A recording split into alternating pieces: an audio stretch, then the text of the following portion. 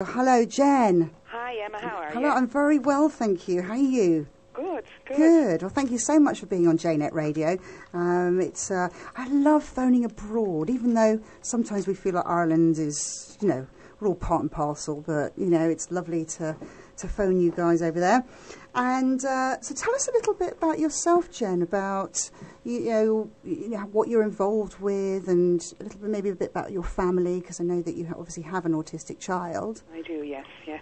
Tell us about it. Well, I work for Irish Autism Action, okay, which is a charity for autism in Ireland. And my job is I run a parents support group on Facebook, and we have about 1,000 members now, which is a good number. And I facilitate the sharing of information, and I share information, then interesting articles on research or tips and tricks on occupational therapy, anything that I come across that I feel that might be helpful to parents. And then when people have a concern about their child, they'll ask other parents what they did in that situation and how they coped, and it's a very friendly atmosphere and supportive, and it's a safe place for people to say things that maybe sometimes they feel they couldn't say to family and friends that might appear negative, but because we all have autistic children, we understand what it's like, because it can be hard to explain to people that don't have a special needs child. There's just so much to it that sometimes it's just... Jen, how first of all did you actually find out that your son had autism?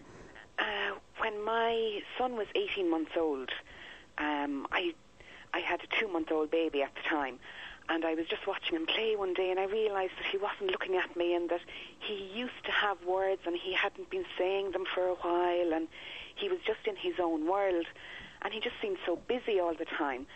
And I contacted our local health nurse, which would be part of the public health system here, and I said that I had concerns about his development, and it just went from there. Now, we ended up taking him to get him diagnosed privately, because at that stage we were waiting 5 months, and it was quite a stressful wait, because not knowing for me was harder than knowing. The waiting I found very difficult. So we went and had him assessed privately, and he had autism, which we had suspected. Yeah.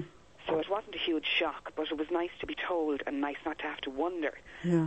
Because you must have been, obviously worried and wondering why he didn't feel like some of the other children that you obviously knew.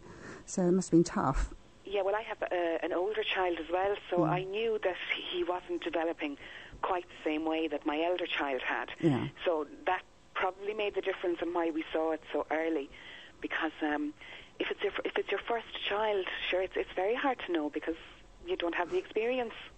Sure. Yeah, I understand. And so what adjustments have you needed to make for him and also for the family? Because you obviously have another child as well. Yeah, well, I have 3 children now. Okay. When at the time I stopped working. Well, I had a job, and then after my son was born, I felt, even though at the time we didn't know he was autistic, I felt that he wouldn't settle into a daycare environment. So I decided to stay at home with him for a little bit longer. But he was a very sensitive and fussy baby. And so at the time I took a career break from the job I was working in. And then when he was diagnosed, I decided that I wasn't going to go back to full-time work, that I wanted to be the one to bring him to all the appointments and all the therapies, and to work with him during the day, and to put as much effort into it as I could, because I just felt that the opportunity wasn't going to come around again. So that was one big change, because I had been working prior to him being born. And then I suppose in our day-to-day lives, things like a family day out we just don't do them. Oh, really? What's challenging about a family day out then? Noise and lights can be very confusing for my son. He gets overwhelmed very easily, and he finds it very hard to deal with people that he hasn't met before, and doesn't like people being close to him. So if we wanted to go out for lunch, it can be just very frightening for him because there's all these new sounds and bright lights and noise and people talking and people coming up to tell him how gorgeous he is, because he is gorgeous. And he just gets very upset. But even for us to, say, go for a walk in the park, we might try that if my husband was around. I certainly wouldn't try it on my own, because my son loves manhole covers and double yellow lines and doesn't understand that there are cars on the road. He has no awareness of danger. So, and with a 2-year-old then as well, I find it very stressful to try and get out and about like that. So we tend to try and divide and conquer, and one of us will take one child and one of us will take the other children, and we'll try and meet everybody's needs that way, rather than as a whole family unit.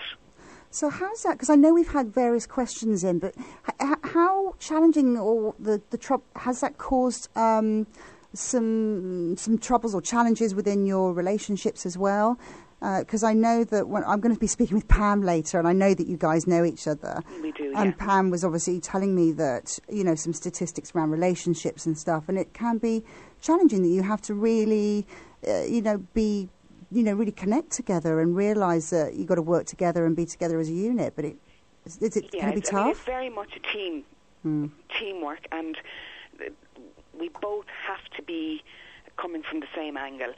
And, I mean, to a degree, we are used to the situation. We're used to doing things the way we do it now. But, for example, my husband and myself would rarely get a night out because my 2 typically developing children would be fine with a babysitter, but my autistic child would not, because he doesn't like people coming into his space, and he doesn't like people in the house, so we can't get a babysitter in. And while, say, my parents would be great with him, they live 3 hours away. So, we don't always have the family support that is required. Now, we do occasionally get out, but we have to plan very carefully for it, and we kind of find it hard to relax when we're out too. I tend to be worrying that everything is okay at home. I mean, because parents have troubles with fully able children. So imagine with people with children who are having troubles with kids with learning difficulties. My goodness, that must be some support that you need in your life. Now, I know that my co-presenter Matt has got some questions that have come through, so I'm just going to pass him over. I know he's got a couple here. Yeah. Oh, sorry, you're not on. Yeah, switch my mic on. Hi, Jen. Hi, Matt. Hello. I'm fine, thank you. How are you? Good.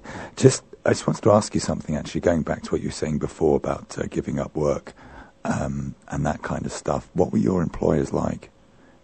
Because these days, employers are a lot more enlightened about issues like this. How did you find that? First of all, what were your employers like when you said to them why you had to leave work? And how has the adjustment been for you? At the time, I didn't have to say why. When I went back to them, I explained that I had, once my son was diagnosed and I found that I needed more time, I did explain, and there was no problem. It was all done through writing, so I wasn't actually talking to anyone. Oh, I see. There was no hiccups, and nobody asked for reports, and I didn't have to explain myself. It was all very smooth. Right, and how have you found the transition from working to your life now? Well, I work part-time now for Irish Autism Action. It's a different organisation than I was originally working for. I did miss working when I wasn't working. I loved having something for myself, something grown up. Now that I'm working part-time, I actually work from home, so I can combine family life and my working life very well, and I love it. I enjoy having something that's just for me, and that brings me in contact with other people, because I don't actually get out all that much. Yeah, of course. In fact, that leads on to a question we've had in from Paul in Shanghai over in China. He wants to know how the strain has been on you personally. Obviously, your life has changed, I would imagine, to a huge degree. It has, But the effect on you as a person, I know it's very difficult to maybe disassociate yourself from the situation you're in now. But what Paul wants to know is how you feel within yourself, how it's changed you as a person, for good and for bad. Well, I'll start with the good. I definitely feel